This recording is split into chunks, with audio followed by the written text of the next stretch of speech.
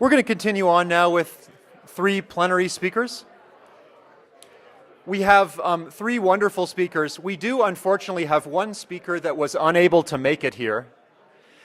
Alan Marco, who's acting chief economist of the U.S. Patent and Trademark Office, was unfortunately not able to come. He regrets that he's not able to come. You can imagine there are certain issues with the federal government right now which make it difficult for employees to travel. We did everything we could, or Dave did everything he could, to get him to come.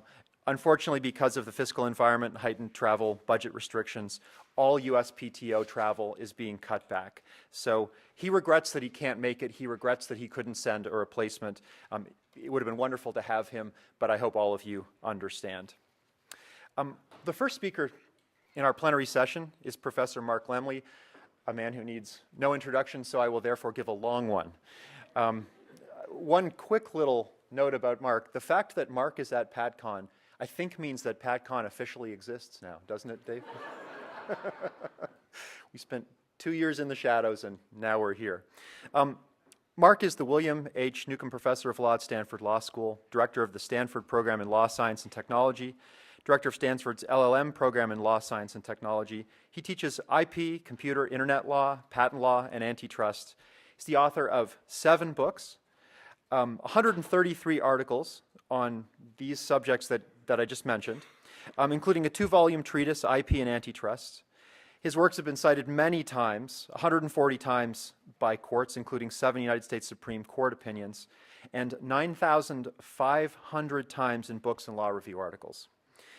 He's published 9 of the 100 most cited law review articles of the last 20 years, more than any other scholar, and a 2012 empirical study named him the most relevant law professor in the country. His articles have appeared in 18 of the top 20 law reviews and in multiple peer-reviewed and specialty journals.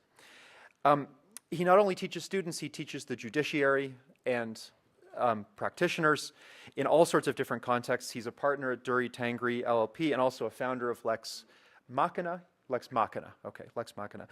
He's been California Lawyers Attorney of the Year in 2005, Best Lawyer San Francisco IP Lawyer in 2010, Young Global Leader at the Davos World Forum in 2007, and a variety of other very, very impressive recognitions. After graduating from law school, Mark clerked with Judge Dorothy Nelson of the U.S. Court of Appeals for the Ninth Circuit, practiced law in Silicon Valley with a variety of firms, including one that I worked for, Fish & Richardson. And he was a professor at University of Texas, then the University, or Berkeley Law School, and now at Stanford. So thank you very much, Mark. We'll look forward to your remarks. Thanks, Andrew. Sorry, we're out of time for the actual talk. So I want to ask a heretical question, I think particularly in this audience, which is, why is it that we have juries decide whether patents are valid? That's a question that, if you come to it from outside of patent law, is actually a really puzzling one, because in other areas of administrative law, we don't ask juries to review agency decisions for their validity in the ordinary course of business. Right? In fact, quite the contrary, in a case called Cox versus United States in the 1940s, the Supreme Court said there's no right to have a jury review an agency decision. Sometimes we do, in fact, have juries make decisions that require them to pass on something an agency has decided. But the kind of actual review we have in the patent system, where we ask a jury, using a deferential legal standard, which differs from the standards in the Administrative Procedures Act, to decide, did the patent office make a mistake, is odd from the perspective of administrative law. Well, if you don't come from the perspective of administrative law, if you're a patent lawyer like me, you might say, well, the answer is because we've always done it that way. Except that turns out not to be true either. 40 years ago, only 3% of patent cases were tried to juries. And even 30 years ago, as we started to ramp up the jury trial in patent cases, the kinds of questions we gave on validity issues were much more limited than they are today. The norm was to give validity issues to juries only in an advisory capacity, and some courts wouldn't even do that, asking them specific factual questions, but refusing to ask them a question such as, is this patent claim obvious or is it enabled? So maybe the answer is, well, the Seventh Amendment requires it. And that's what I want to talk to you about. Because whether the Seventh Amendment requires a patent jury trial right turns out, I think, to be unclear at best. Now, the Seventh Amendment law is a bit of a muddle. There are a bunch of different factors that go into deciding whether there's a Seventh Amendment right to a jury trial in a particular civil case. But the basic question we seem to ask is this the kind of thing that was tried before a jury at common law courts in England before 1791? Really, that's actually the question we ask in constitutional law, right? Not does it make sense, not sort of has it been long practice in the United States. The question is, what did they do in the common law courts in England before 1791? So I'm going to actually tell you what they did in the common law courts in England before 1791. And the answer is kind of interesting. So in England, traditionally, the patent was a grant of legal right by the king. It was a grant, could have been for inventions, some of them were. Many of them were not for inventions, they were basically royal prerogatives to exclude competition. Because it's a grant by the king, in English history only the king could revoke that patent. If you wanted to argue that a patent was invalid or should not have been granted, you had to go ask the king to revoke the grant the king had made. Now, the king didn't make this decision himself, at least after about the early 1600s. Instead, he delegated it to the Privy Council, a sort of administrative council that you might consider equivalent to cabinet secretaries in the United States today.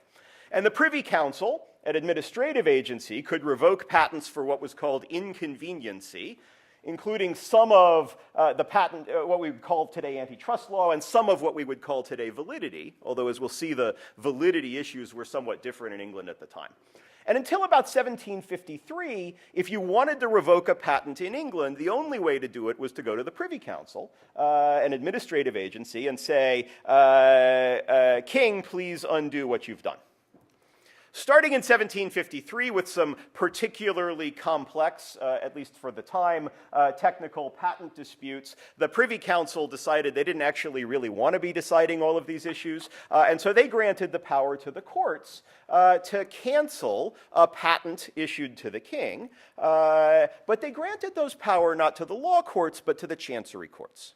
In England, at the time, you had two separate parallel systems, one of law and one of equity, and the chancellors, the chancery courts, were the ones who were given the power to revoke or nullify a patent in the 1700s in England, using a cause of action called citations. It's Latin. Because no one actually knows how to pronounce Latin, you can come up with about 8 different ways to pronounce it. So citations is what I'm going to call it. If you want to call it scirifacius or syrophacius, feel free. And after 1753, the Privy Council, having granted this right to the chancery courts, largely got out of the business of canceling patents, although they still had the right to do so, and they still did so occasionally. A citations claim against a patent was an equity proceeding in an equity court, and indeed the chancery courts didn't even have the power to convene a jury at this time. So most of the time in the 1700s, when English courts nullified a patent, they did so in a chancery proceeding with no jury involved. There were rare instances where the chancellor actually said, I kind of wonder what a jury would think about this. But because they had no power to convene a jury, they sent the case over to the law courts and the king's bench, had the law courts convene a jury, asked the jury the questions about the patent, and the jury rendered a verdict. But that verdict wasn't binding. It went back to the chancery courts, who got to decide how to implement it. Now, citations was the only way to revoke a patent entirely in the English courts. But we also saw validity issues come up in another context. When patentees sued for infringement of a patent right in the English courts at this time, they could sue either in the law courts or in the equity courts, depending on the relief they wanted. If you want damages, you sue in a law court.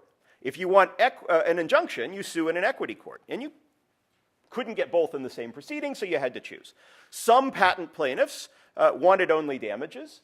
Particularly if the patent's at the end of its life, and they sued in the law courts. When they sued in the law courts, defendants would sometimes object that this patent should never have been granted because this person was not, in fact, the true first inventor. And that argument, which parallels a modern invalidity defense in some ways, was permitted in response in a law court. So there are circumstances in a law court in which things that looked like invalidity were being argued, and when they were argued, they were argued to a jury. But there are, I think, some important differences between those defenses and what we think of today as a modern jury trial invalidity right. First and most important, it was a personal defense. If you invalidated a patent in a law court defense proceeding, all that meant was you didn't have to pay damages. It did not mean the patent was stricken from the rolls. It didn't mean you couldn't enforce it. And indeed, there are a number of examples in both English and early US history of people suing, having their patent invalidated in one of these defenses, and then going on happily and suing others and winning and collecting damages or getting an injunction against subsequent defendants. So the way we understand validity in litigation now, which is if the patent's invalidated, you're done, was not the way the law courts treated it in England before 1791. If you wanted that, if you wanted to knock the patent out entirely, the only way to do it was to file a surfacious action in equity. Second, validity meant something pretty different in England in 1791 than it means today. Because we didn't have really a system of claiming at all, the way we decided a patent dispute was the patentee showed up with their actual device and the small kind of 1 or 2 page description they had written explaining how their device worked. And they brought the defendant's device, and the court decided whether or not these two were too close. And so an invalidity proceeding or an invalidity argument at that time could take one of only 2 forms. You could say what we would call today inadequate written description. You have not written down enough to tell us not the full scope of your claims. There wasn't any peripheral claiming at this time. There weren't claims. But you haven't written down enough to tell us how your actual device works. Second, you could say, this actual device was invented by somebody else. You are not the true first inventor. Somebody else did that. That's either a kind of 102F, you stole it from the true inventor, or maybe a 102G, someone else invented the precise thing before you. There's no conception of scope-based enablement. There's no patentable subject matter. There's no obviousness. There's no statutory bar. Most of the things that we think of today as invalidity aren't argued at all in English courts because the patent system is just different. And even when you do get the occasional validity disputes in England at the time,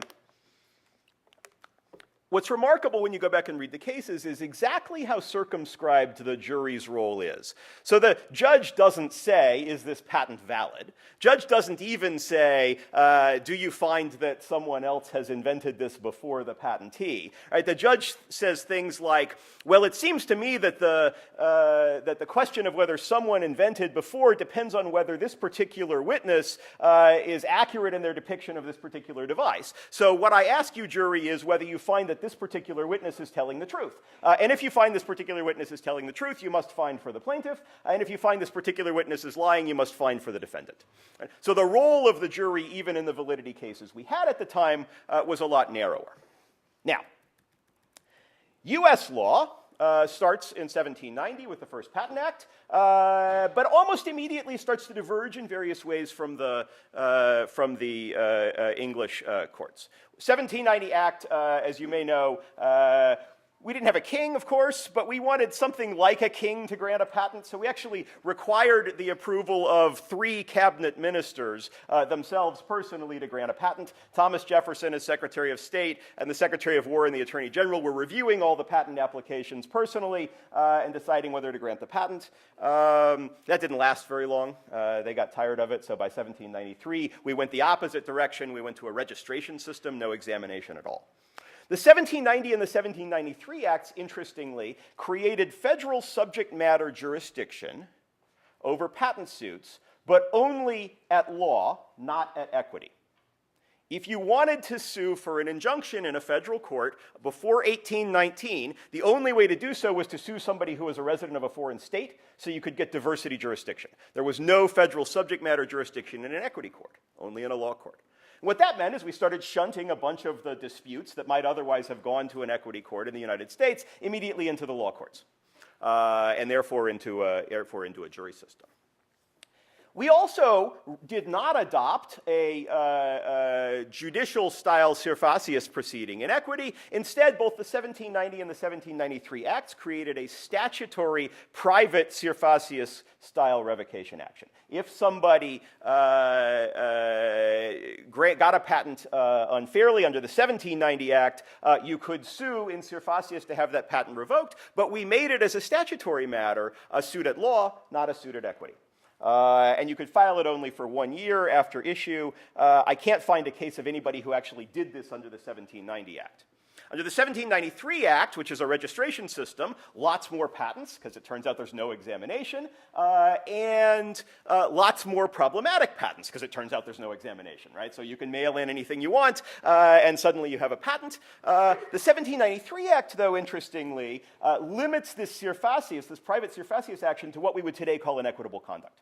You cannot challenge a patent and have it invalidated as a private actor by bringing an action unless you can show actual fraud, is the term the court uses under the 1793 Act.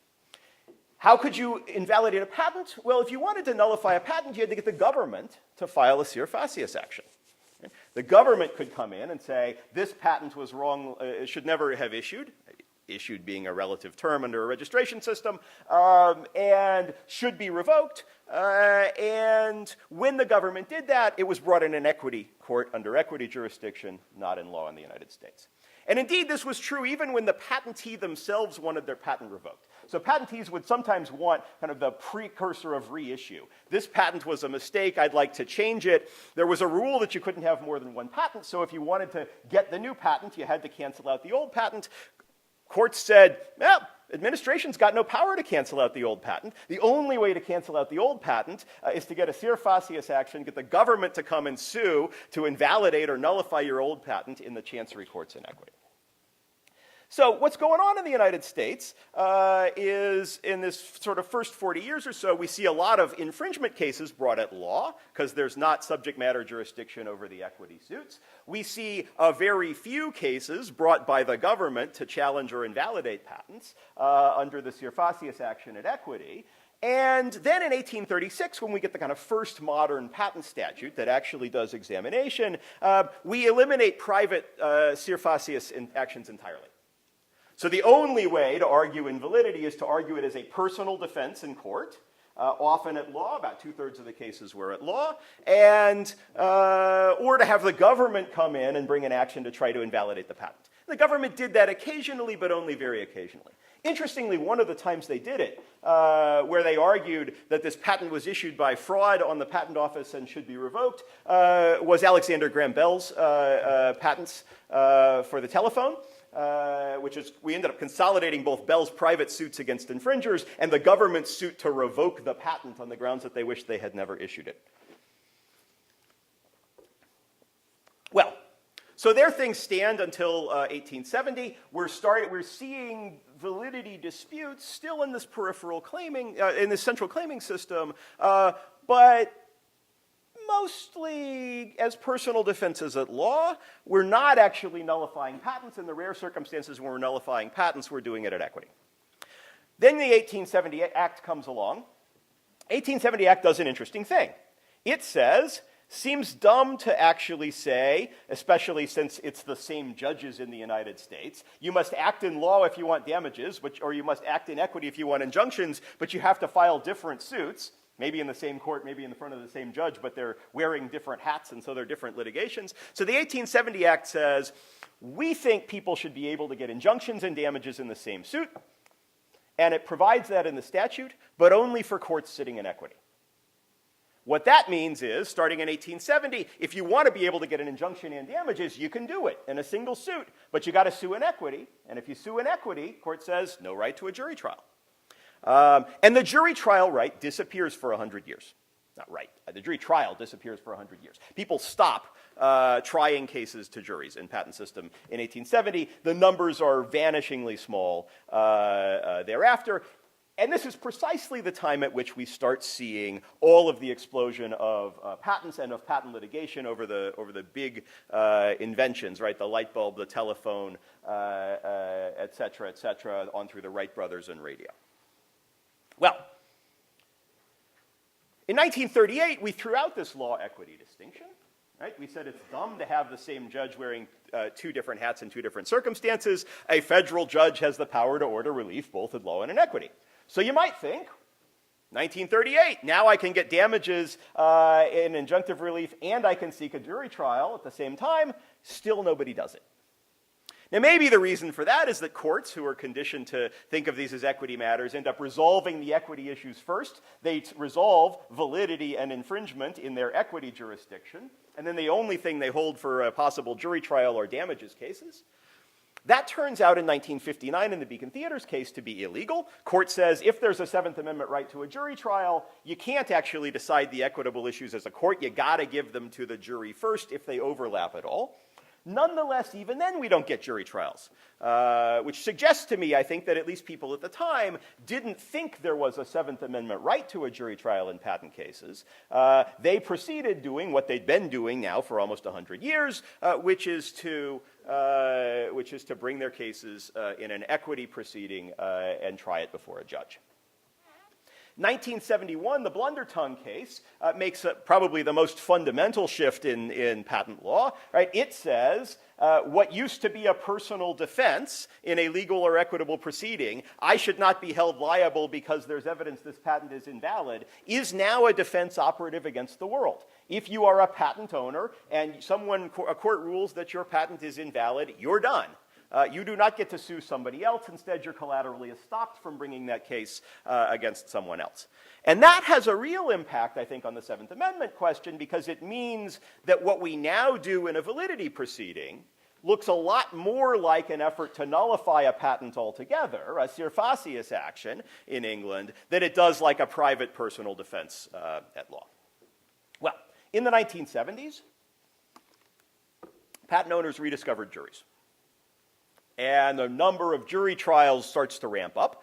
The regional circuits, which have the cases at this time, allow jury trials, but they allow them subject to some pretty significant limitations. And there are two basic choices. Some of the regional circuits, including the Ninth Circuit, say, well, yeah, we'll allow a jury to opine on these validity questions, but we all understand that these questions are law, not fact questions, and the jury's opinion is purely advisory. It is the judge's obligation, not the jury's, to decide whether the patent is valid. There are other circuits, including the Seventh Circuit, who say, you know what, even that gives the jury too much power because the district judge is going to be tempted wrongly to actually defer to what the jury's done, and we don't want the jury doing that. So we're not even going to ask the jury the question, is this patent obvious? Is this patent subject to a statutory bar? Bring us your specific factual disputes, and we will ask the jury those specific factual disputes. You disagree about who the person of ordinary skill in the art is? Fine. Tell us who you think the person of ordinary skill in the art is, and we'll ask the jury who is the person of ordinary skill in the art. But we will not ask them the question, is this patent obvious? Is this patent valid? Well, 1982, as we heard this morning, we get the creation of the Federal Circuit, and that happens just as we're starting to see this wave of jury appeals from cases that have advisory or partial jury verdicts showing up in the appellate courts. An early Federal Circuit case actually pretty strongly suggests that limiting the jury to specific factual questions, the Seventh Circuit's approach, is the right one. And the court has some remarkable statements in this case in the 80s that says, we don't think there's any reason to believe juries can understand obviousness, and so we shouldn't give them the question. We should just give them these specific factual questions. That's what they're actually capable of ruling on. But in 1995, in a case called In re Lockwood, the Seventh Amendment question is directly presented on the right to a jury trial for the first and only time in the Federal Circuit. And the Federal Circuit goes back and looks at the English history and comes to the conclusion that there is a Seventh Amendment right to jury trial because juries were, in some circumstances, deciding validity issues as defenses at law. A three-judge panel makes this decision. 3 other judges dissent from denial of rehearing en banc, saying, I read this English history completely differently than you do. Seems to me this was in fact a chancery proceeding, not a law proceeding, and there's no right to a jury trial.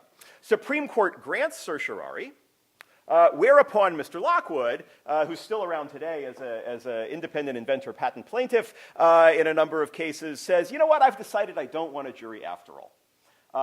And therefore moots the pending Supreme Court case. Supreme Court orders the Lockwood decision vacated and sends it back to the district court to have a trial without a jury. And there we stand. Curiously, the issue never gets presented directly again. There are some cases in the Federal Circuit in which the Federal Circuit relies on Lockwood saying, yeah, their reasoning makes sense to us, notwithstanding it's been vacated. But interestingly, only in circumstances where they deny rather than affirm a jury trial right. So they conclude, for instance, that pharmaceutical ANDA cases, there's no right to a jury trial because this looks more like an equity than a law matter in English courts, relying on the Lockwood's English distinction. But the result is this sort of odd vacuum in which we all assume that the world works in a certain way. We take our validity case to the jury, maybe on a general verdict, maybe on a kind of very vague, specific verdict that asks, is it obvious, right? But almost never on anything more detailed than that. But where the law actually turns out not to provide much support one way or the other for the idea that there's a Seventh Amendment jury trial right. What I want to suggest is that if this issue comes up to the Supreme Court, and I think it probably will before too long, the case for a Seventh Amendment right to have a jury review the validity decision made by the Patent Office is rather weak.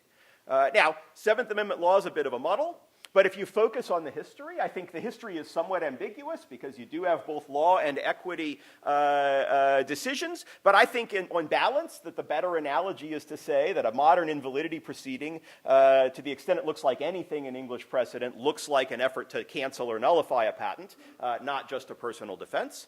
I think the other things the courts might focus on, like the law-fact distinction, if the court says, oh, well, as it said in Markman, the differences between law and fact, that's a contested issue right now in Lighting Ballast, which is revisiting Cybor. It's likely to point to all of its precedent, which uniformly says that particular important validity questions, obviousness, enablement, patentable subject matter, statutory bars, are questions of law, not questions of fact, and indeed sometimes goes so far as to say validity as a whole is a question of law, not a question of fact. So that even if we think it would have been tried in a law court, it might be something that would have been tried in a law court to a judge, not a jury, because we think it is a legal, not a factual question. And I think a court focused on administrative law analogies is going to look at this practice outside of patent law's insular focus, but with a broader view of administrative law and say, what you people are doing here is different than what we do in the rest of administrative law. We don't have juries review and pass on administrative decisions. We have courts, federal courts, district courts and courts of appeals do that, and it doesn't make sense to do it here. Even if there is a jury trial right when this issue is finally presented, I think it's going to end up being a jury trial right that looks a lot narrower than what we take for granted today.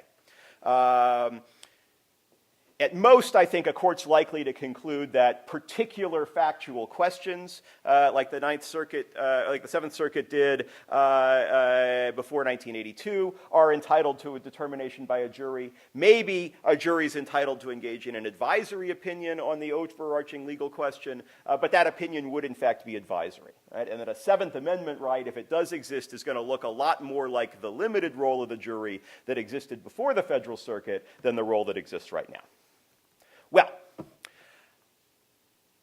people in the audience, I suspect, can differ on whether they think this is a good or a bad thing. I think a world without a jury deciding validity is going to look rather different than the world we think we're in today. Juries, the evidence does show, are more favorable to patent validity than judges. There is a substantial and sustained difference in the ruling. it's hard to know exactly what to make of that because under the current system, it's hard to know what selection effects are biasing us, right?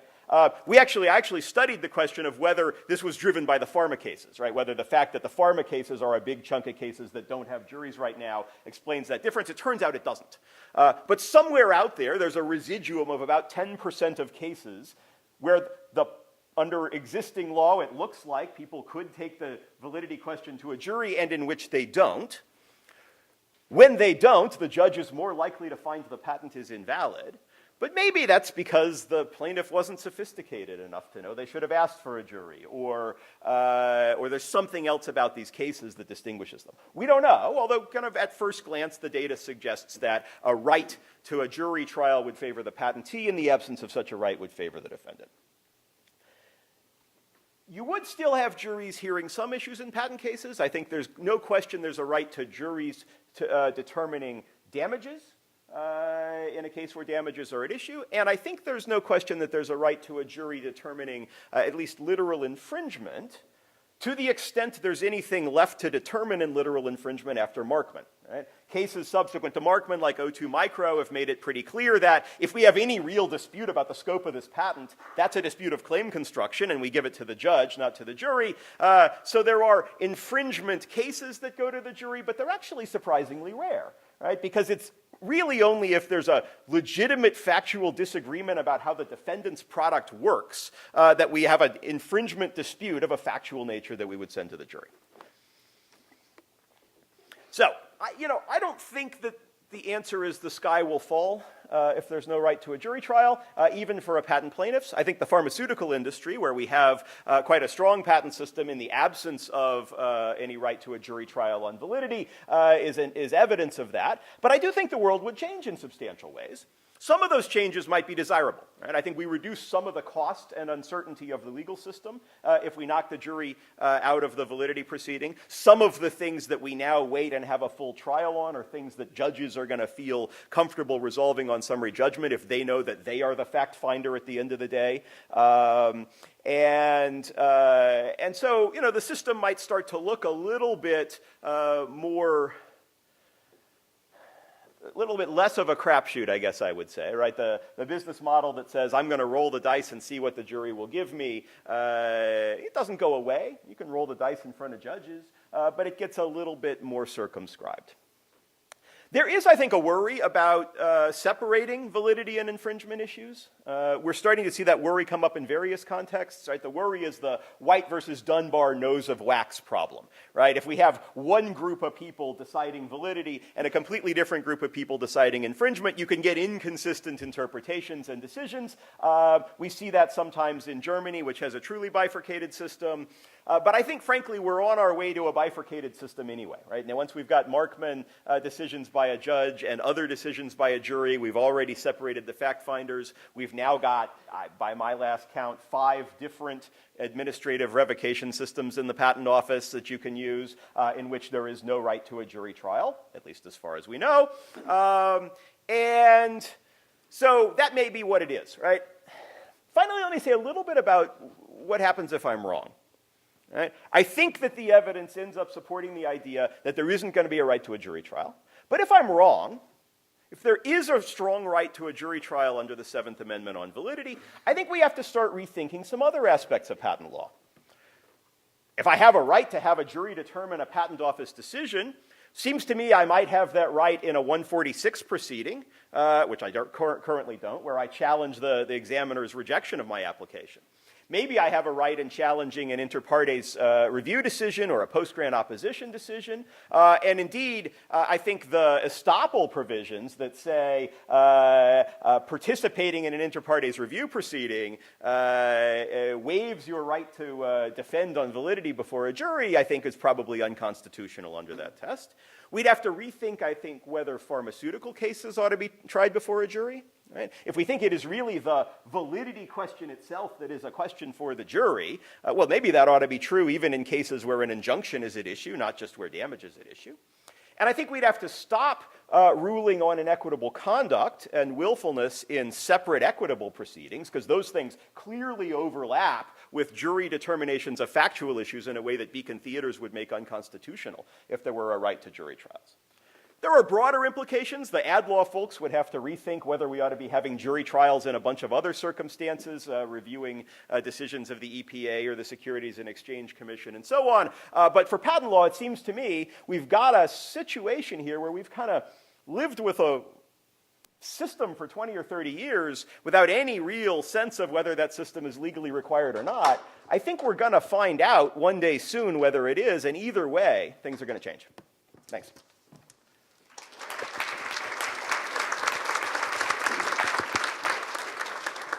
All right, got a few minutes for questions. Sir.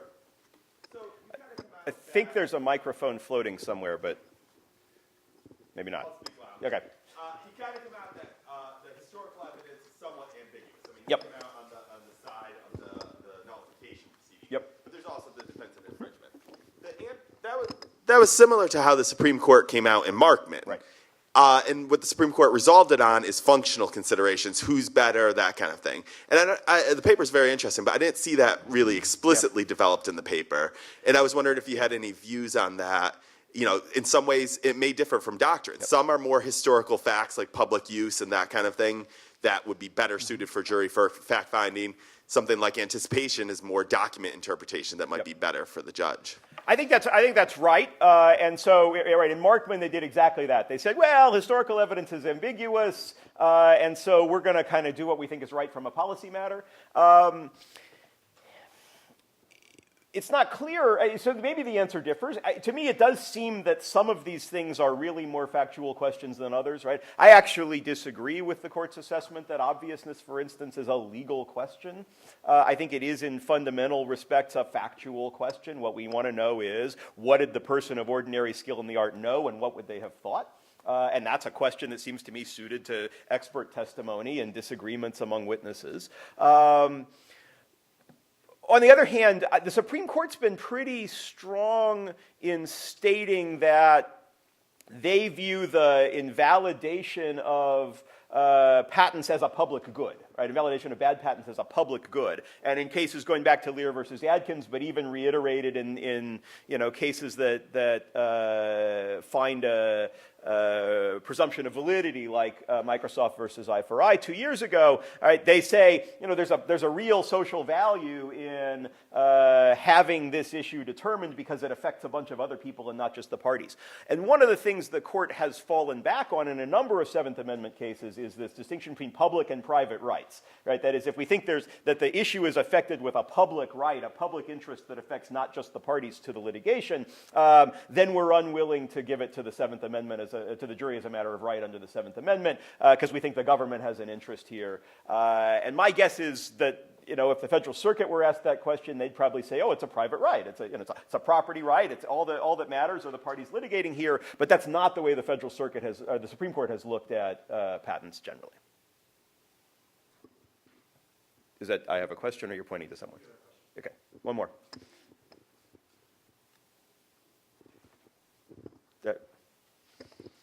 So on the on the policy side, going to bifurcation. So if we find that there is no Seventh Amendment right, looking at the German system, do you think that's something that would be useful here? And would that reduce litigation costs, increase certainty, weed out bad patents, and so forth? Yeah, so the German bifurcation system has the following advantage, right, which is we actually get scientific experts to decide the validity issues. And I think that's a good thing.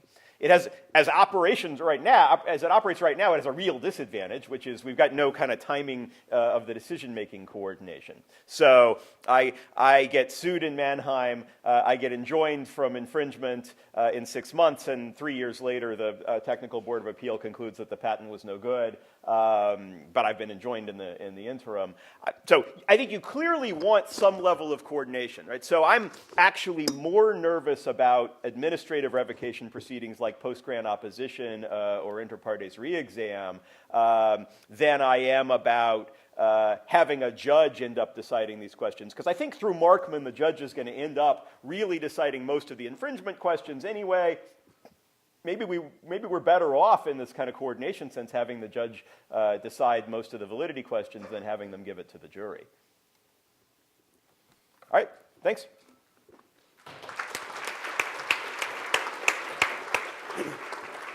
Great. Our next speaker, James Malackowski, is the chairman and CEO of Ocean Tomo, an organization many of you have heard of and read about and are interested in, as well as the Intellectual Property Exchange, which he is co-chairman of. Ocean Tomo is an intellectual capital merchant bank, and I'm sure Mr. Malackowski will tell us all about that. Mr. Malackowski is founding and continuing member of the IP Hall of Fame, and is often recognized as one of the most influential people in intellectual property. He's also past president of the Licensing Executive Society, both at the international and at the North American level. He also has founded a number of organizations that attempt to promote intellectual property and entrepreneurship, both in Chicago with Invent Now, an enrichment program that serves 80,000 students annually in summer programs, and is also a founder of the Chicago-based Center for Applied Innovation, which focuses on tech transfer to lesser developed countries. He is himself an inventor. He is the listed inventor on 18 U.S. patents. He's a frequent adjunct instructor for graduate studies in IP management and markets. And he was a summa cum laude graduate of Notre Dame in accountancy and philosophy. So Great. thank you very much. So, and now for something completely different. So first of all, I am the first quantitative impact of the sequester because I am stepping in for Alan Marco. So you have me here because of government cutbacks. Second, I really enjoyed Mark's talk. Mark and I have known each other for a long time, and every morning I tell my children to approach their day with enthusiasm, and I have a new role model for them. That was really great. So what am I going to talk about that's completely different? When I was asked to come here today, Alan was going to speak to you about the impact of intellectual property on the public markets. And I was asked to give some perspective that we at Ocean Tomo have on the public equity and the public debt issues related to IP. And so that's what I'm going to do. And you have to start every one of those discussions of what's exactly happening now. And this is a chart I'm certain you're all familiar with, and people will argue about its meaning. But the notion is our economy has transformed, and we've transformed from an industrial economy to an intellectual-driven economy. And what I'm going to talk about today is I'm going to try to dive behind this data to give you some insight as to how Wall Street traders and other financiers are looking at these macro trends with an intellectual property point of view. If you walk into an investment firm today and ask them the most significant transaction they're aware of related to intellectual property, which transaction are they going to talk about? Nortel. Absolutely, because that grabbed all the headlines, and all of a sudden we were talking about multi-billion-dollar deals. Most people think of Nortel as a transaction between a seller and a set of buyers, and that's certainly true. But as we found out at Ocean Tomo, there was a much larger investment community that was focused on that transaction. And our perspective was, how will the sale of those portfolios impact the debt and the sub-debt of that business? Because whatever money was to be made in the transaction, there was a like amount or perhaps a greater amount because of the cycling in the debt markets. And what we found in Nortel is that there were indeed additional fortunes to be made as to how you bet the bonds, how you bet the debt based upon the impact of the transaction. So I will say that Nortel was a fundamental changing event on Wall Street. But there's been one since that I think is even more dramatic and more significant. Anybody have a guess? Alcatel-Lucent. How many people are familiar with Alcatel-Lucent as an intellectual property-based deal? If you take one thing away from my talk, this is a big one. Because one of the limitations of the Nortel transaction as a transaction through bankruptcy was it isn't scalable. You can't expect tomorrow to have 5 other large firms go into bankruptcy with great portfolios that can be sold. It is going to be a periodic event at best. When you look at Alcatel-Lucent and what Credit Suisse and Goldman Sachs did with their portfolio, that's something that can be repeated and repeated often. So what do?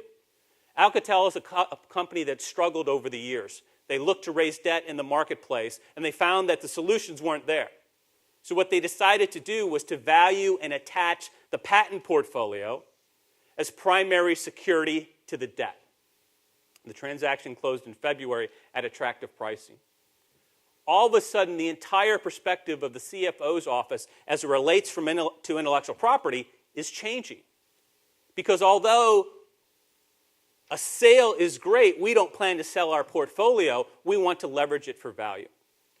And so my belief is that this Alcatel transaction will, in the coming years, be referenced back as the turning point as it relates to intellectual property in financial markets. Let's talk about other things that are happening now. Going private transaction. I'm going to dive into some specific examples and talk about trends that we see in financial markets. One trend that we see is that the life of a public company as a licensing agent is a difficult one. The revenues are lumpy, they're subject to the whims of the court, and as a result, it's difficult for analysts in Wall Street to reliably predict revenues. And although there was a trend to go public several years ago, we're seeing that trend reverse with companies like Mossaid just over a year ago. We're also seeing in the private sector greater interest in a startup or early stage businesses driven around intellectual property. So this is a chart from a study distributed by the University of Chicago, which looks at early stage venture deals and early stage private equity deals to try to understand the impact that patents have. If you distill it down, there's a couple of key conclusions. If you are a business that owns strong intellectual property, specifically patents, you are more likely to raise venture capital. You will have higher valuations. You are more likely to get subsequent rounds of venture capital, and you are less likely to go bankrupt. All compelling data points for the private markets. Again, reinforcing the actions of companies like Mossaid to take advantage of that private financing. Activism.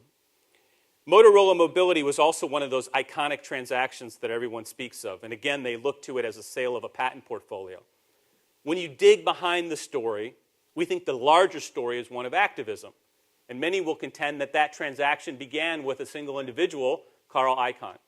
Carl identified Motorola stock as being undervalued, knew that they had wonderful technology, acquired a position, and then compelled management to begin to think differently about the value of that asset. Now, when I talk about the Motorola transaction and we talk about the great success that Carl and other investors achieved because they anticipated monetization, you get debate as to whether that was truly a lockstep continuation. Look no further than to deals like AOL. AOL was a recent transaction where an activist investor, Starboard, sent a letter to the board specifically stating, you're undervalued, you have great intellectual property, you should do something about it. The result of the Starboard activism transaction was, again, profits for the investors. We anticipate that this general trend of the investment community looking behind the headlines to understand the value that intellectual property has and should have on core business will be a fundamental influence over the coming 3 to 5 years. Event trading. It's interesting now when you go to a major litigation and you sit in the back of the courtroom, either as an expert witness waiting to go on the stand or a simple observer, there's a lot of note-taking that's going on. And the individuals that are taking notes are not simply counsel, but in the back of the room there are investment bankers and analysts listening to every word of the key witness, trying to read behind the lines of the judge. And what are they looking to do? They're looking to place that bet as to whether or not plaintiff will win or lose, and make that interpretation as to whether or not that will drive the stock price. Originally, it was a very simple binary bet. We're going to put our money behind the winner. Today, what we're seeing in the financial markets is it's becoming much more sophisticated. So it's not simply who will win or lose, it's how dramatic will the impact be. Because if the impact is going to be dramatic, regardless of who wins or loses, there's an opportunity to make money just through the mere event. Simply knowing that there will be volatility related to one or both of those stocks, you don't have to know whether the stock is going to go up or down. You just have to know that it's going to move. And so when you look at some of these examples and you look behind the headlines, you understand the debt markets are significantly involved, activists are significantly involved, private investors are significantly involved, and now quantitative traders who really don't have an understanding of patents specifically at all are becoming significantly involved in intellectual property as an investment asset class. Ultimately, though, the biggest opportunity in the near term, we think, is fundamental trading around technology benefits. And so this is an example of a trade that we assisted a large pension fund to place, which is trying to make a prediction about the electric vehicle market in the United States. And ultimately, the decision here was Tesla, as a company, has a very strong and fundamental portfolio of patents related to electric vehicles. General Motors and Ford do not, relatively speaking. And so the investment trade was, let's buy and go long the stock of Tesla, and let's short the stock of GM and Ford, because we believe in that fundamental technology shift of a move to hybrid or electric vehicles. And what we're starting to see now at Ocean Tomo with the clients that we advise is a systemic approach to looking at trading to understand the core value that intellectual property provides across this whole spectrum. How does it provide me security or collateral for my debt? How is it expected to affect the stock from a general appreciation point of view? And what are those unpredictable events that might enter into the picture that could cause some radical interruption to trading? Let's step back. Looking at that individual trading activity, let's try to generalize it to the marketplace. One of the things that we did at Ocean Tomo now 8 years ago is we went out and tried to select, or did select, a basket of stocks that we thought owned strong patents. And so we selected the Ocean Tomo 300 diversified across all industries, all sizes of companies. And what the chart shows you on the screen is since we began to list this index on the New York Stock Exchange, it has been accumulating value as compared to its benchmark, the S&P 500. And there are a couple of very significant conclusions that we draw from this data. Conclusion one, intellectual property is a fundamental driver of value that is not limited to a Motorola, a Nortel, an Alcatel, a Tesla. That it's across all sectors of the economy. Fundamental conclusion number two, and this will relate in part to what our final panelist is going to speak about in some ways, is that you can now begin to predict which companies own the most valuable portfolios. And we use those predictions based upon the maintenance activity in the patent office. Very long story short, we believe that those patents that are generally maintained are more valuable than those that are not, and you can begin to dissect what characteristics allow patents to be, have an expected higher value. Recently, we were challenged as to whether or not this phenomenon would go global. And so we announced last year a US-China index, where we took 100 stocks in the US, 100 stocks in China, also with strong portfolios, and compared them against their blended benchmark. Here again, the conclusion is the same, that technology is driving business value. It doesn't matter the size, and now we believe it does not matter the geography. So that's a quick snapshot of where we are. And what I'd like to do now is talk about how we got here very briefly. But I think the most interesting thing is, okay, where are we going from here? What's the future tell? So how did we get here? You've heard a number of speakers today reference the development of IP as a legal asset and ultimately the transition point of the Court of Appeals for the Federal Circuit. And we very much believe in that as well. In the 1970s, the ability to enforce your patent in a predictable way with a financial point of view was in need of change. And so when Congress created the Court of Appeals for the Federal Circuit in 1982, we think that had a fundamental change on the business view of intellectual property. And in particular, it made that litigation enforcement context more predictable. Well, start to play that forward. If all of a sudden you know, if someone knocks on your door, you knock on theirs, that, okay, if they are going to go to court over an intellectual property matter, there is some likelihood that they're going to be successful. Well, let's not go through the process. Let's simply try to settle or license our technology today. And so from our perspective, in the 1980s, late 1980s into the early 1990s, we saw this surge in cross-licensing activity, where company A knocks on company B's door, we have patents, you have patents, let's do a trade. But in virtually every one of those transactions, you know how much money changed hands? What? None, right? Zero. It was, I have a lot of patents, you have a lot of patents, let's swap. Well, from an economic point of view, you can see immediately all the challenges with that. At the time that this was emerging, I sat on the board of Ford Global Technologies, which was Ford's company that managed all of the intellectual property around the world for Ford, Aston Martin, Jaguar, Volvo, et cetera. And for the first time, as we entered into a number of those swaps, we began to put pressure on the patent department to say, aren't some of these guys really in a position where they should be paying us money? And so Ford had its early royalty-bearing agreements in the early 1990s. And there wasn't a lot that was generated. It was a few tens of millions of dollars for a company that's obviously enormous. But it was hugely significant in showing management that these assets were truly that. They truly were financial assets that had the power to generate revenue for the business. And obviously the margin of a licensing business can be extraordinarily high. And so we look at this collective activity as really the first generation of the historical modern market for IP-based finance or investment. We call this the period of feudal lords because if you weren't a large property owner, you really weren't involved in a discussion. Patents were not the topic of cocktail parties. So what happened next? Next, we go to the second generation, which we call the rise of the intermediary. And here's the significant transition. If all of a sudden you could go and license your patents and collect dollars, then perhaps those patents can be separated from the core operating business, and you can still collect the same royalties.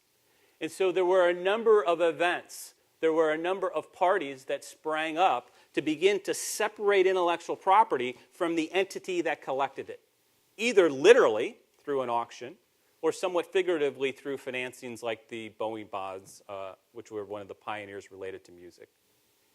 And so in the late 1990s into the 2000s, there was a very large number of enterprises that tried to address this issue. If you look at the web portal subject alone, in the beginning there were 63 portals we counted where you could list your intellectual property for licensing. Obviously that is retrenched, and now there are only a few that are meaningful and successful today. And so as this generation was coming to a close, we've now entered the first half of what we call the third generation, which we call the age of the golden rule. And as the simple parable goes, those with the gold are beginning to rule. That it is beginning to be driven by capital, driven by investors, ultimately driven by Wall Street. And so what are the trends that we're seeing today? We're seeing the going private transactions. That was the Mosaic opportunity. We're seeing a resurgence of privateers, everything from the venture capitalists and the private equity firms to the classic contingent patent counsel or investor who's going to support litigation. We're seeing the activists, which we talked about, Carl Icahn, Starboard, and others.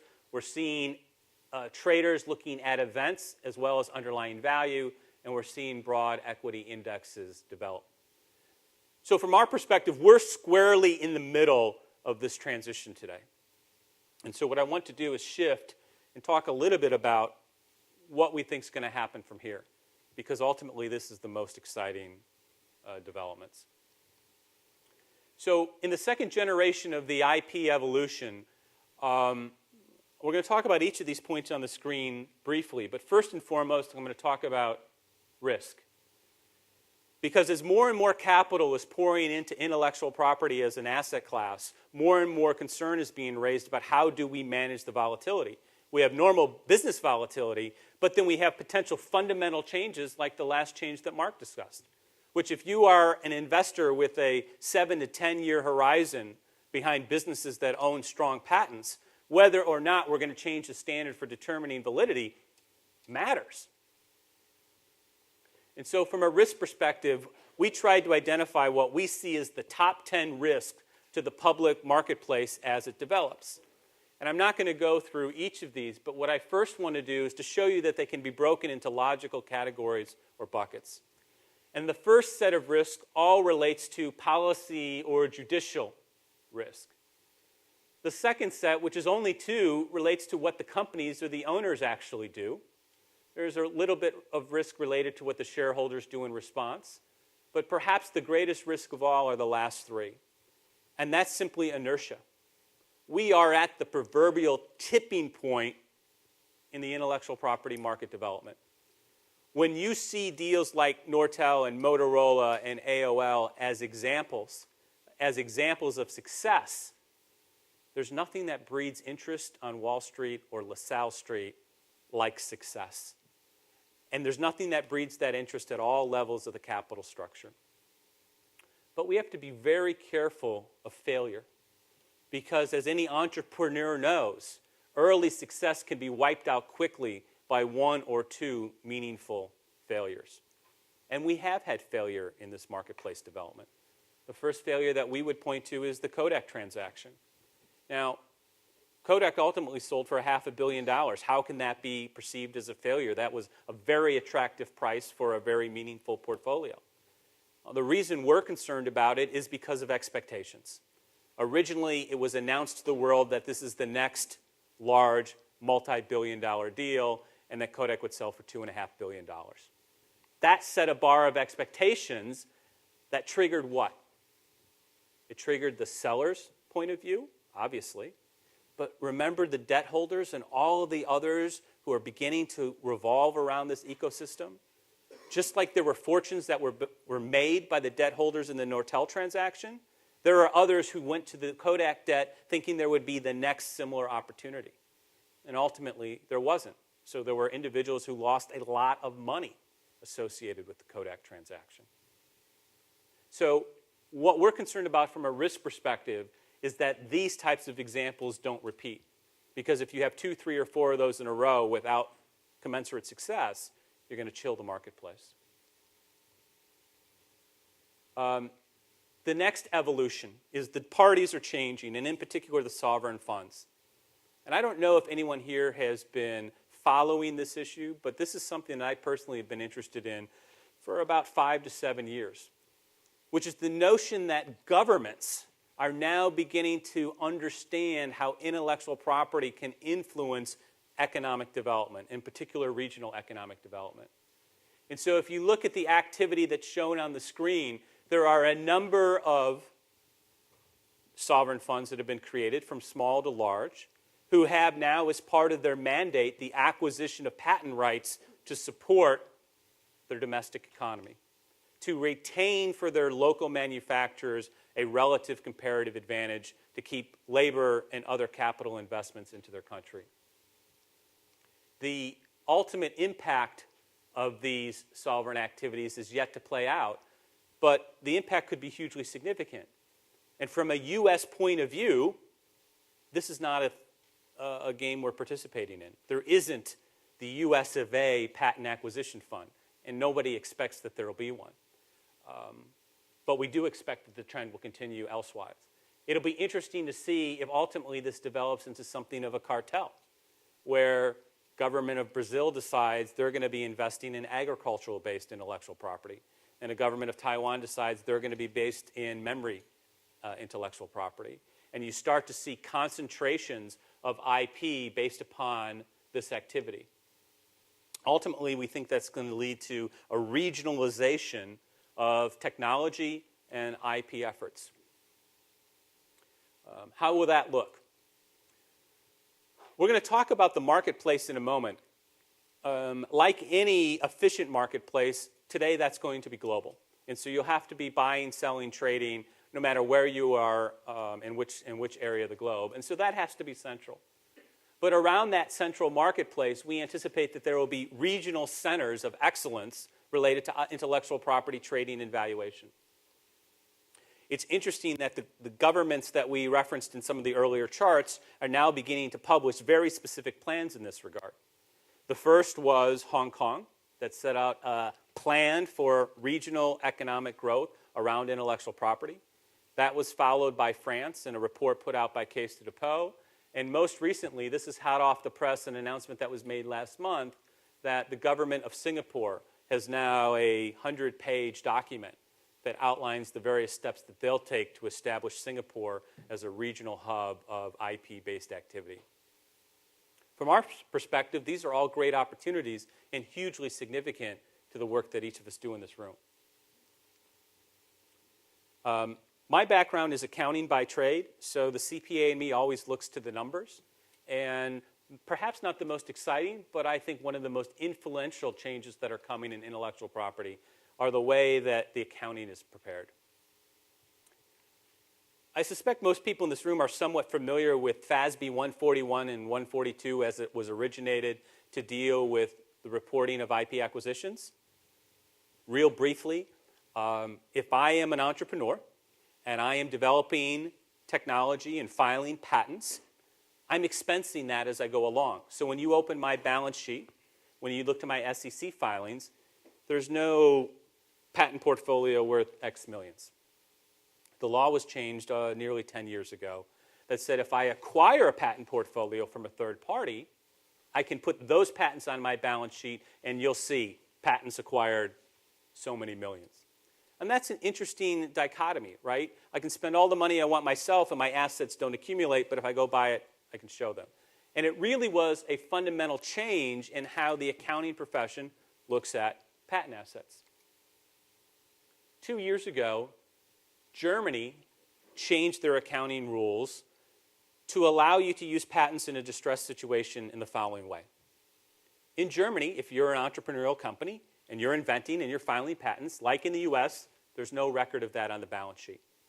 But if at the end of the year, your liabilities exceed your assets, and so you would have to show negative equity for the year, you can go to the patent box, grab some patents, value them, put them on your balance sheet to come to par. I don't know from an accounting theory perspective that makes all the sense in the world, but from an IP market development perspective, it's a significant step forward from where the US was with FASB 141 and 142.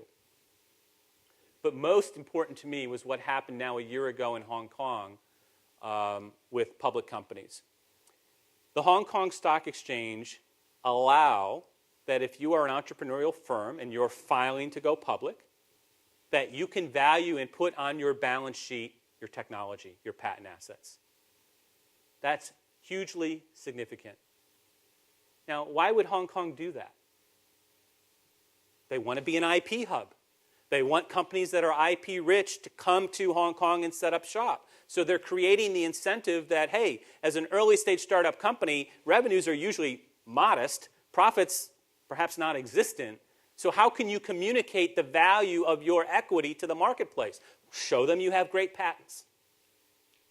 It's interesting. Do you think that point was lost on Singapore when they were developing their IP plan? No. So if Singapore adopts a similar strategy of trying to attract entrepreneurial tech firms through this benefit, how long will it be before London follows? And if London follows, how long before NASDAQ? And so when I ask the question of what's going to happen next, another huge, significant prediction or takeaway that I would make for you is that when I come back in 5 years or 10 years and give a talk similar to this transition will have moved. And I don't know if it'll be through London to the US, but it will have made significant progress. And there will be few things that will dramatically impact intellectual property business than this transition. Because if all of a sudden your IP is shown on your balance sheet, and you have to record impairment on a periodic basis, the attention of the management office, the CEO and the CFO, interacting with the technology group, head of R&D, and the patent office, is going to be at a level we've never seen before because they do not want to take those accounting charges, right? I don't know if you've had experience with a public company, but when the quarter comes, they watch pennies. They want to meet the Wall Street estimates. And if the intellectual property is going to impact their ability to meet those estimates, it is going to get a level of management attention that it never has before. Now, I would argue, going back to that first chart, where most value today is intangible, that this is just a natural evolution of the marketplace. And when we went from 1970s, where 20% of our assets were intangible, to today, where it's 80%, in 25 years, that was an instant in economic cycles. And what's happening now is you're seeing before your eyes, the market is catching up. The accounting profession is catching up. The reporting profession is catching up. And once it does catch up, then all of the other changes that have been talked about become cemented. It is much more difficult to make any change to the system once The results of that system are reported in the public statements. We also anticipate that the accounting will change as ratings, like we talked about, develop and ultimately provide a tool for what we think will transition to, I call a taxation economy. And I don't say the word tax in a bad way, just a matter of fact. That with each and every product, companies will look to the fact that there are large numbers of patents, third-party technology that are used. The market will become much more efficient as to how that's valued and paid for. And when you're developing your P&L for a given product, one of the lines is going to be, in every case, third-party royalties or that third-party tax. It's interesting to think about the taxation model when you go back to those cross-licenses and the story I mentioned in the late 1980s. When two companies get together and they say, you can license my 10,000 patents and I'll license your 8,000, we already know that that's rarely a truly even swap. One of the issues that's of concern for any pro-technology government is how do we record the value that, in fact, we are selling to the rest of the world? How do we tax it? Also an issue that we think will develop over the next few years. And ultimately, one of the benefits of any market development is moving towards a more efficient traded exchange. And I think one of the proud points that we have in Chicago is a history of exchange development. From the early stock exchanges to the commodity exchanges to the climate exchange. Both the US Climate Exchange and the European Climate Exchange was started here. And so about 6 years ago now, the head of the Illinois Office of Economic Development came to us and they said, look, we understand that IP is an important asset. All assets will move to an efficient market. When that happens, we want it to be here in Chicago. So a nonprofit was set up. The state granted some funds to begin to study this issue. And ultimately, the model that is known as the Intellectual Property Exchange International was developed here in Chicago to begin IP trading. Significantly, this is backed and in partnership with the Chicago Board Options Exchange. The latest update is the Department of Justice reviewed the model and issued their opinion letter about 10 days ago. And so the market is now moving rapidly to an opening, and we expect that the market will open in the summer of this year. A huge opportunity for Chicago and a huge opportunity for the marketplace as we know it. So what's going to show up on this market? I'm going to talk about two examples. The first example is we'll begin to license technology. But instead of licensing technology as we did 20 years ago and still today through hand-to-hand combat, bilateral negotiation with lawyers, it will be very similar and analogous to an IPO of stock. A company will go and hire an investment bank. They will write an S1 type prospectus. It will disclaim, here are the patents we want to license. Here's the technology that covers. And will set forth what they believe the demand to be. So in this example, the demand is estimated to be 50 million units over the next 3 years. They'll then be priced on the marketplace in a way to encourage adoption. So the first 10 million units will be 50 cents, as an example. Next 10 million, 75. Last 30 million, $1. Now, in this example, if someone wants to use this technology, they simply call their favorite broker. They say, buy me 100,000 U-137As, bid 50 cents. That order's filled. Those units go on the balance sheet as an asset, and they're expensed when consumed. But more important than the transparency and the market ease is the ability for liquidity. An investor can now look at this offering like a stock and say, wow, I've read the prospectus and I believe that this price is quickly going to move from 50 cents to $1. So I'll buy units at 50 cents to profit through the intellectual property marketplace. And for the IP owner, what's significant about that is the acceleration of liquidity, bringing those royalty dollars back to their business sooner to fund initial and further investment. And then lastly, the second product, which I am personally most excited about, is the notion of futures contracts, or what's called the patent value index. And I'll leave this as my final example. Investors today worry about the housing market. You see the headlines on TVs. And so if you are in certain industries, that could significantly affect your business. If you're in the lumber industry, if you're in the housing manufacturing directly. So how can you invest in housing, or how can you hedge your bet in housing? Well, a few years ago, there was the development of the Case-Shiller Housing Index. The Case-Shiller Index is nothing but a chart. It shows the average housing prices over time. But as a result of that chart and the objective data that's developed, you can actually buy a futures contract against the chart. So I think the chart is going to go up over time. I'll buy a contract. If the chart goes up, I make money. If it goes down, I lose money. The same thing can now happen with intellectual property. If you take those ratings and objective scores or other measures, you can begin to draw charts of patent portfolios. You can draw a chart for all of GE's patents or all of HP's patents. You could draw charts that are much more specific. You could draw a chart for the patent portfolio of Ford Motor Company related to hybrid patents. That gives anyone the ability to invest in very specific assets. You can invest in assets of private companies because the patent data for a private company like Cargill is widely available. We could make a chart for Cargill. You could invest in the patents held by a private equity firm.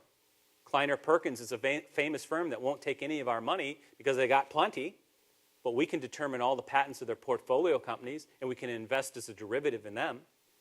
Again, significant changes coming that allow greater transparency of the intellectual property marketplace. And so I would conclude with this thought.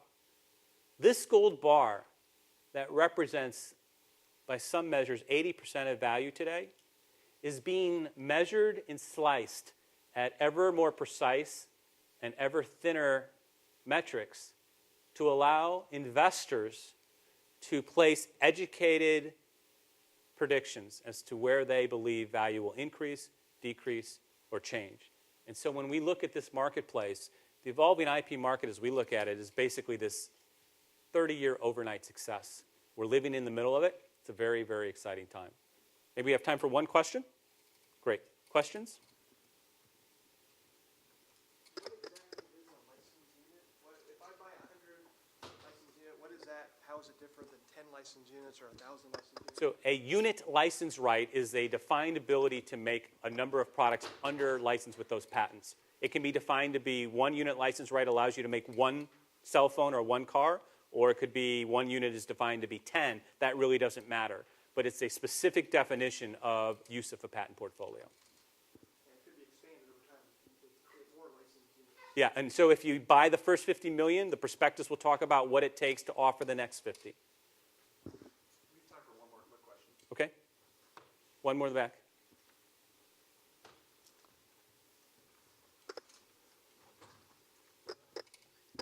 Mr. Malackowski, I'm a big fan of IPXI. My question is this. You're talking about, this is promoted as the first financial exchange for intellectual property. When you think about most exchanges, whether it's the New York Stock Exchange or the Hong Kong Exchange or any country's exchange, in order for me to access that market, all I have to do is open an account with my broker. Or all I have to do is buy a share of a fund that's out there. Now, in this case, this market is designed to be a principal-to-principal market, which means the only way that I can have access to this is if I'm a member.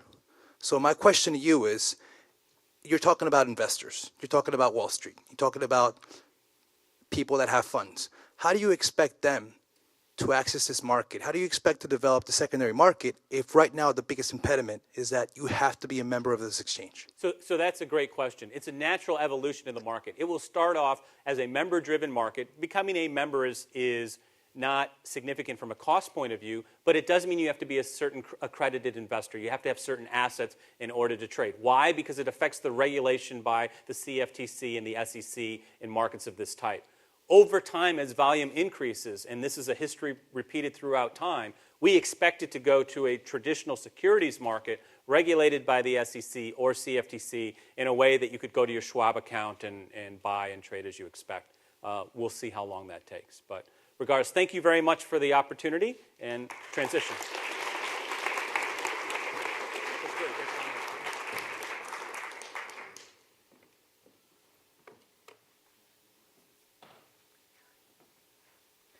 Our third plenary speaker is Professor David Abrams. David's an assistant professor of law, business economics, and public policy, not only at the University of Pennsylvania Law School, but also at the Wharton School. With a master's in physics from Stanford and a PhD from MIT in economics, he's one of the leading economists who works on empirical law and economics. His work focuses on understanding and measuring how individuals respond to incentives, especially incentives in the law. IP is a major focus of his research, though not the only one. And he's written on the impact of the American Invents Act, the effect of patent duration on innovation, and using natural language processing to establish more reliable metrics for patent valuation. He's published in many of the leading peer review journals in economics and many of the leading law reviews. He also sits as a peer reviewer on a number of leading peer review journals. So I'll welcome Professor Abrams. Thanks. Yeah.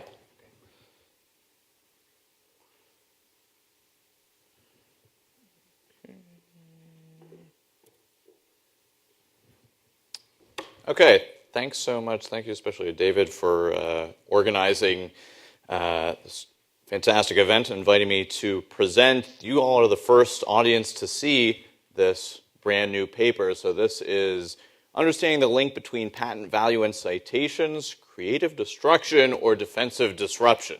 So we're going to try to explore that. This is, as you can see, it's an all-Penn production. I'm at Penn Law and Wharton. My co-author, Ufuk, is in the economics department, and Jill's a student in Wharton in applied economics. So the question that we're going to try to answer is, how do we come up with a good value for innovation? How do we put a number on this? And this is a question that is hugely important in a big variety of fields, from patent law, innovation studies, industrial organization, economic growth theory, and then some. It's a subject that has been written on by a number of different people, including, I bet, some in this room I'll talk about in a minute. And let me talk about what people have done so far, and then I'll get to what we're going to add to this, hopefully. So what do people use? Generally, so patent count is one approach people have taken to valuing innovation. Why? The idea is that more innovation, more valuable innovation in particular, means there are going to be more patents you want to use to protect that innovation. Makes sense. Except patents vary tremendously in value. Okay, so how do we know that? Well, we know that's got a fat tail distribution, largely, I would say, from work that emanates from work by Pecos and Patents as Options, and Shankerman and Pecos in the mid-'80s, and then Jim Besson has more recently built on this, looking at US data. So looking at renewal rates, we can figure out something about the distribution of patent values.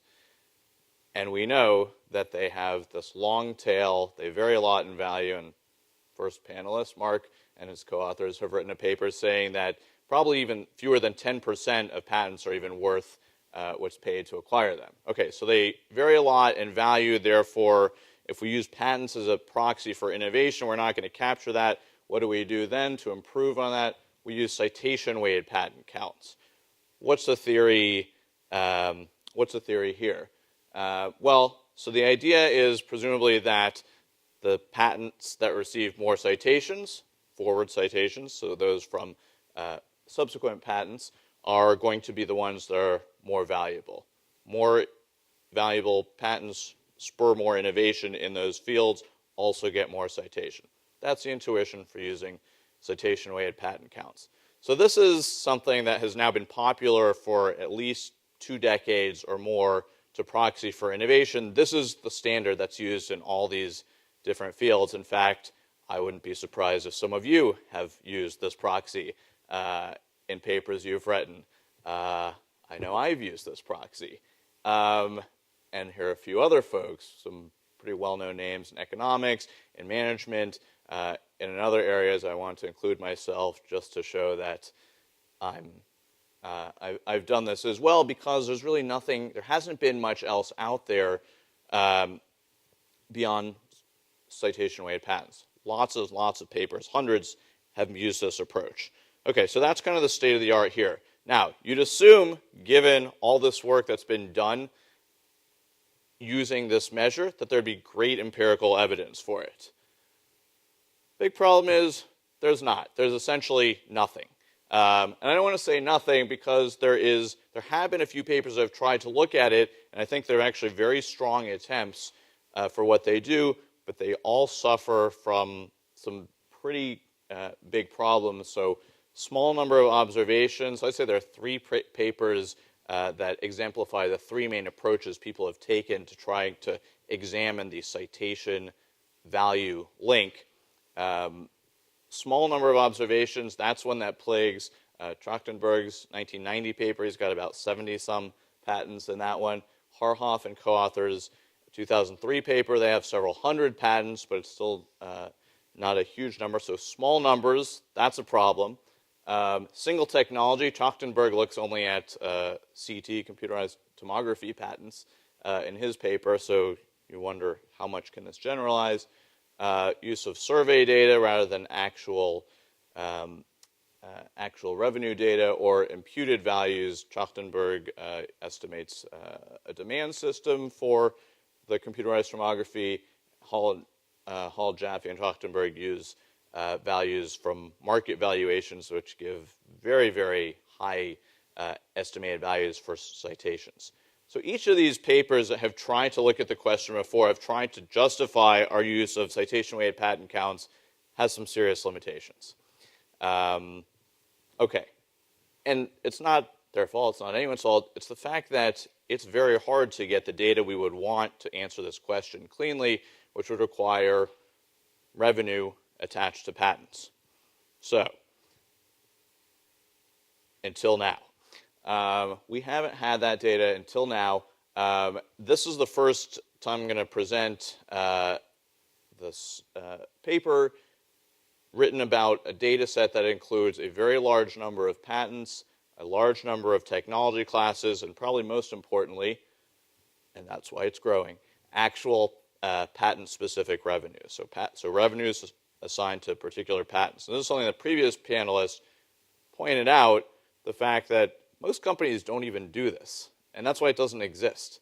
The data doesn't exist because companies even internally don't know how much their patents are worth, much less letting other people make use of that data. Okay, so we've got a nice, neat data set, and get ready for this. I'm going to jump pretty much to the end right now, the main results, so hold on to your hats. Here we go. So this is what we find when we plotted citations versus revenue. So this is lifetime revenue in hundreds of thousands. This is citation.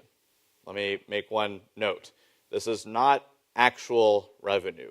The sources of our data want to maintain some type of confidentiality, and so this is actually produced such that so data is normalized so that the annual revenue is set to equal $10,000.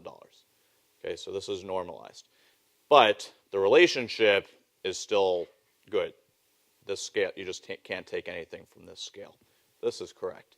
So what do we see? We see basically an upside-down U shape. So if we'd started from here, if I thought of this earlier, I would have done a little PowerPoint reveal. Started from here, we'd say, okay, nice linear relationship between citations and revenue, just what we'd expect. We've been using it all along. It's the right thing to do.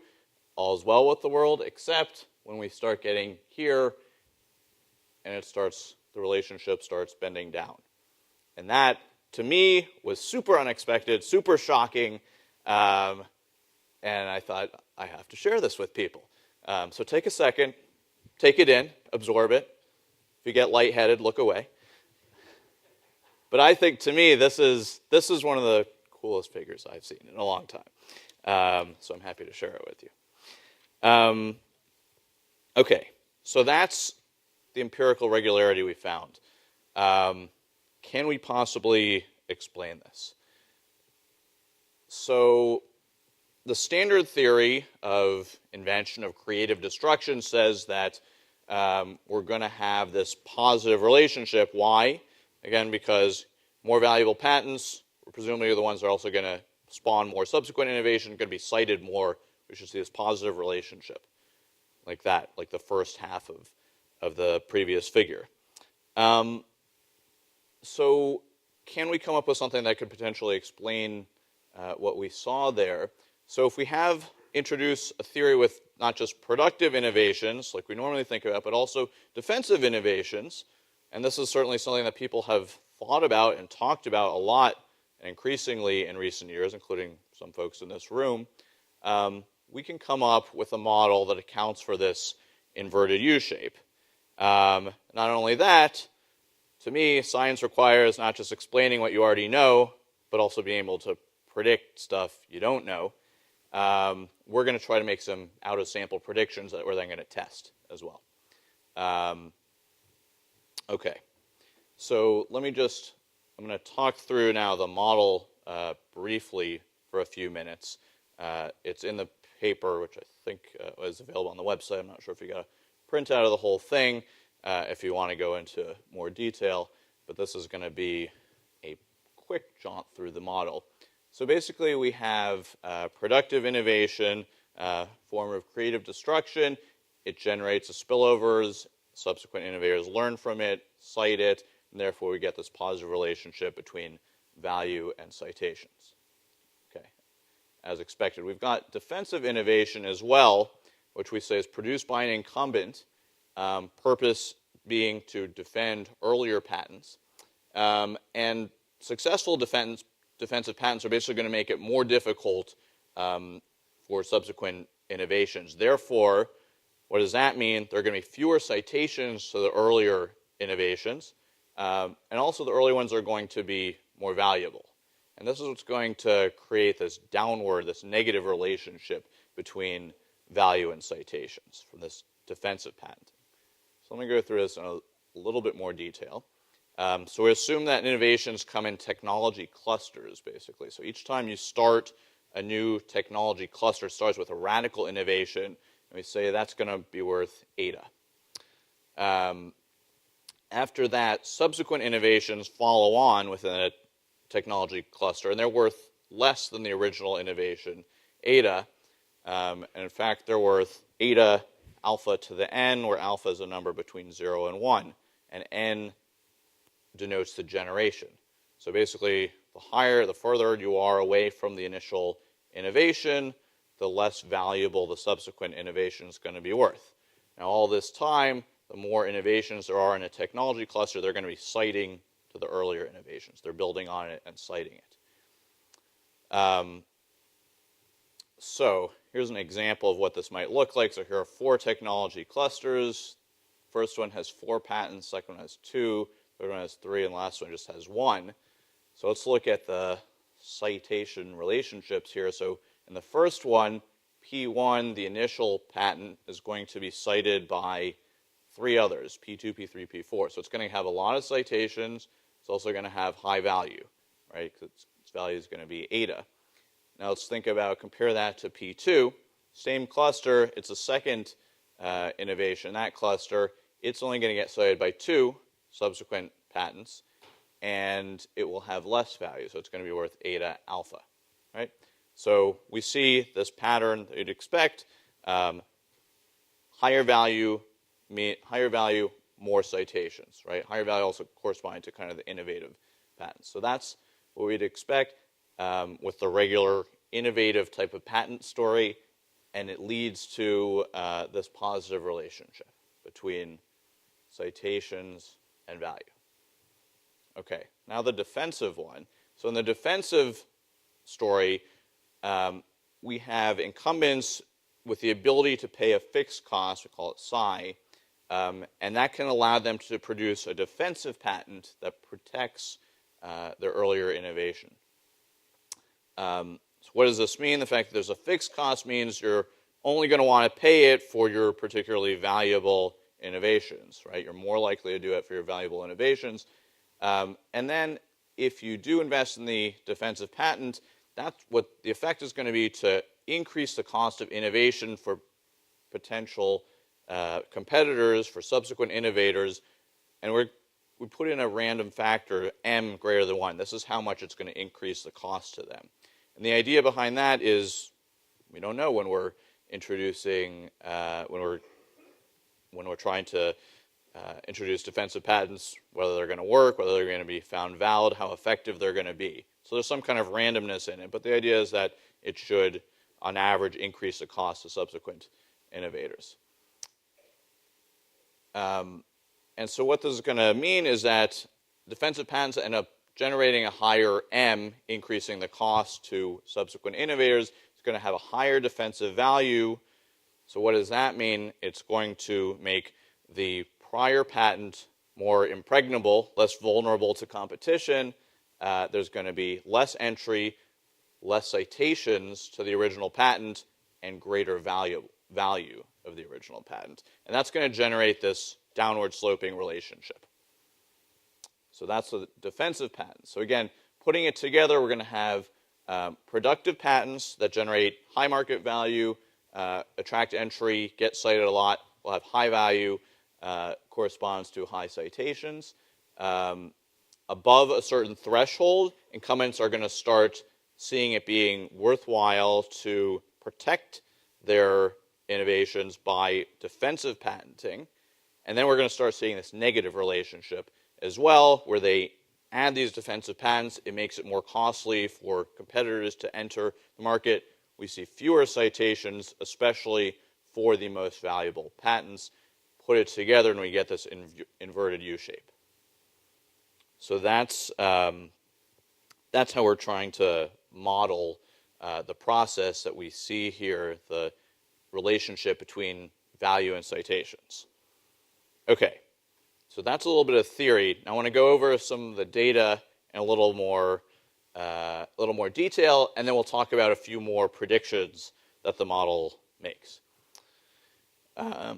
So first, the data comes from non-practicing entities, trolls, and it's patent year licensee level revenue data. So this is something, as far as I know, people haven't used before, and it's a large number of observations that we can look at.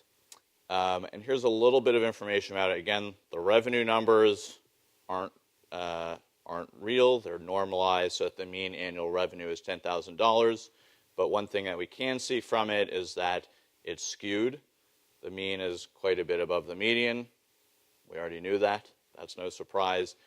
A lot of the other characteristics are also skewed, and these are ones that are real. But we can see, so lifetime forward citations, number of citations to a patent through its lifetime. We have a mean of 13.4 and a median of 0. Backward citations, also pretty skewed, mean of 23 and a median of 8. We have a couple measures of, we call, say, kind of the hotness of the field, how much innovation is going on in a field. We think the number of backward cites, number of prior patents that are cited that are within the previous 3 years or 5 years, that should be a measure of kind of how rapid is a field developing. And about 20% are within the last 3 years, 28% are within the last 5 years. We're going to do a comparison of original applications versus divisionals and continuations. Most of them are original. In the data set, the mean application year is 1999. And the majority have the small entity indicator. We're going to do a comparison of small entities versus larger companies as well in a second. Okay, so data is skewed, as we expect. Both citations are skewed and revenue is skewed. That's something I think we had some idea about. One thing I want to just talk through briefly is the fact that how do we get the revenue data? So the revenue is assigned to individual patents based on a ranking system. The ranking's based on customer negotiations, and rank 1 is most heavily relied upon, or the patents that are most heavily relied upon in negotiations. Rank 4, least heavily relied upon. And then once the rankings are assigned by objective criteria, rank 1 gets a certain percentage of, rank 1 patents get a certain percentage of all revenue allocated to them. Rank 2 gets a different lower percentage allocated to them, et cetera. And that's where the revenue numbers come from. and then we're going to aggregate across the customers to get patent year level observations. Important thing to note is that we have a lot of confidence in the revenue numbers because there are incentives kind of on both sides for basically, there are incentives for different kind of investors or inventors to either want higher revenue numbers for particular patents or lower ones for particular patents. And we think there's effectively forces on both sides that are going to ensure that the revenue is allocated accurately. Okay, so that being said, a little glimpse into some of the technology that's involved here so we've got the mean revenue for the by technology class and also the mean number of forward citations by technology class. One thing you can see is that there's not really a consistent relationship between revenue and citations, even if we look across technology classes. Not unclear whether we'd predict this, but this is to some extent consistent with our overall inverted U shape, that there's not this relationship in general. But this gives you an idea of what kinds of tech we're looking at, and it's mostly technology stuff. So one thing that we'd like to do next is hopefully get the other big area we're missing, pharma. That's I'd say the one glaring hole. So we're working on them a little bit to see if we can get some data from that field. Okay, so let's do some more testing. Let's test a few more predictions of the model. Some of you might still be skeptical even after seeing that glorious inverted U. I'm going to show you a few more figures and make a few more predictions from the model that I think are not quite as, well, just almost as amazing as that first figure. Okay, so let's think about how, what this model might predict about a relationship between revenue and value by different characteristics. Okay, so we say the cost to attempt defensive innovations should be more easily borne by large entities. So what should that do? If we looked at the data, broke it out by the entity size, we would expect more large entities to be towards the right end of the figure, because that's where more of the defensive patenting is happening. Larger companies more easily can afford to pay the fixed costs of defensive patenting. We expect to see them more represented at the right end. So that's our prediction. Let's take a look.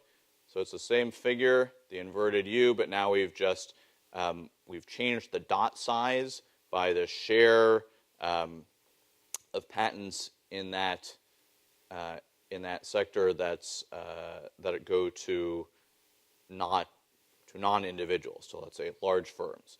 So we have more firms here, more individuals here with the small dots. So again, when we see the defensive part of the story, we see more large entities, as we'd expect. Okay, so prediction 1, verified. Prediction 2, theory says that greater profits are going to be available in fields with rapid growth. Prediction, defensive patenting is going to be more common when backward citations are concentrated in recent years. That's our measure of how hot a field is, how fast it's developing. So again, prediction, we're going to see more defensive patenting, higher percentage of recent backward cites towards the right. Let's look at it. The big dots are the ones that are weighted towards more recent backward cites. The little ones are less recent backward cites. We see more of the big dots over on the right side with the defensive patenting, as the theory would predict. Prediction 3. We think more sophisticated and costly patenting strategies are going to be more prevalent for defensive innovations. One approach to that is using divisionals and continuations. We're going to expect a higher share of those also in the defensive patenting section. And again, here we have the more non-original, more divisional or continuations in the defensive part of the figure. And then finally, one last prediction. Defensive innovation is increasing over time. So this is just year by year, maybe because returns are getting higher. So we predict that newer patents are going to comprise a higher share of defensive patents. And again, if we look at the newest patents, they tend to be more in the defensive patenting zone. So 4 more pieces of evidence that I think also all are consistent with the story of innovative patents and defensive patents and go along with the overall inverted U shape. We can also break it out by technology categories. So this is just software patents. We even see it. So here's an area we think patenting might be a little weird. We still see the inverted U.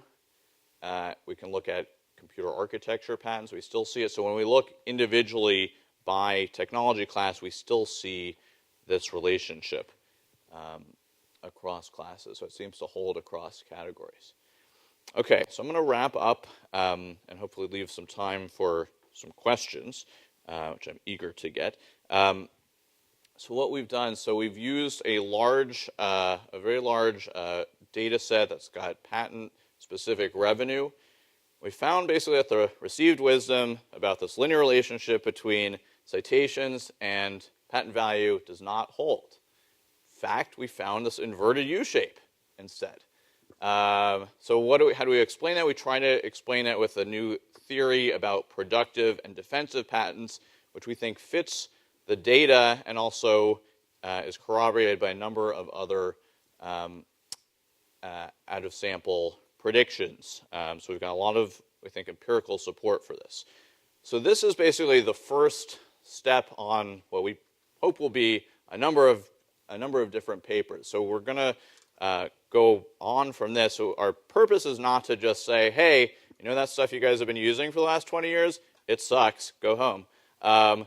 We want to ideally point out that it's not the best proxy for innovation, but let's come up with a better one. Let's first at least acknowledge that there is this inverted U shape and maybe see, are there other variables that might augment a proxy for innovation. So that's what we're at work on now, and we're hoping to have something in the next several months that can maybe help and improve on proxies for the value of innovation.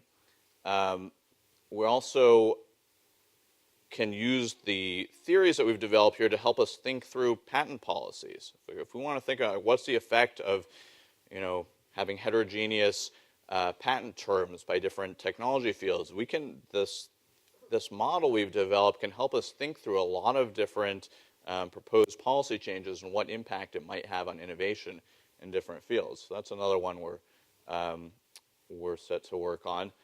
We can look at innovation's value in a lot of different ways. We can look at how it varies over time within a market.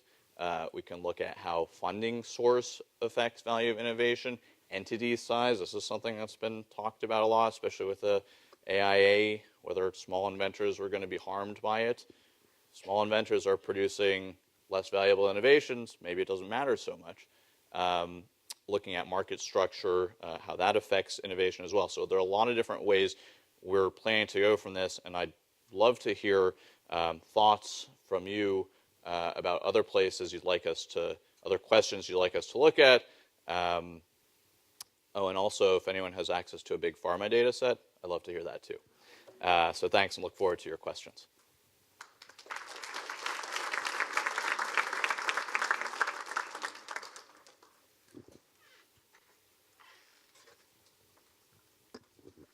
Hi, this is really interesting. I think a lot of us go around trying to use these proxies, and your results aren't particularly encouraging.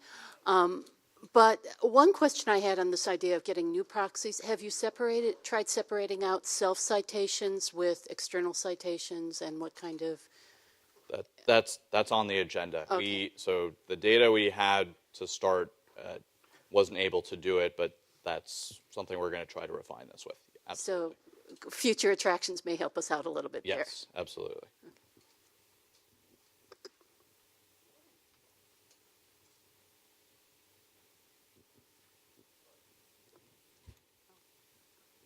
Over there. Yeah. No, I think that's what she just asked. Sorry. She needed the microphone. And my other question is, can you tell us how many patents were in the data set? I can't tell you how many, but I can say it's tens of thousands. Okay. How's that? A lot? I have a suspicion on where the data came from, and I'm in light of that, I also, particularly in the way the valuation was done, did you explore how the revenue was actually credited and whether it was real? So what do you mean by whether it was real? Meaning whether payments were actually made or if credits were given in lieu of actual exchange of payments. We did not check their bank account, their bank accounts, if that's what you're asking. I guess, so how might we do something like that? Well, I know of a certain NPE that has tens of thousands of patents and has an internal ranking system for their patents that gives credit when license agreements are made or when additional payments come in, but not all of that individual entity's efforts include actual payments. Okay, and so, and the credits... And I don't know whether you use that entity's patents or not, but if you did, it may suggest that some of the actual payment information is opaque. Okay, so that's certainly worth checking out. I haven't, I can maybe talk with you a little bit afterwards and find out more, but that's not something that we asked our data sources about.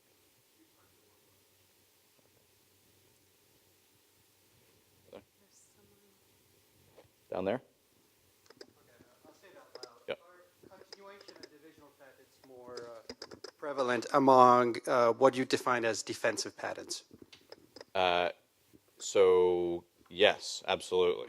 So that was, yeah. So that was the figure, one of the figures that I was showing towards the end. That's this non-original we're defining as continuations or divisionals, and so we find the most of those in the defensive patenting regime. So that's one thing that we really think we'd expect those to be used for defensive purposes much more than the original ones. So that really corroborated how we were thinking about this.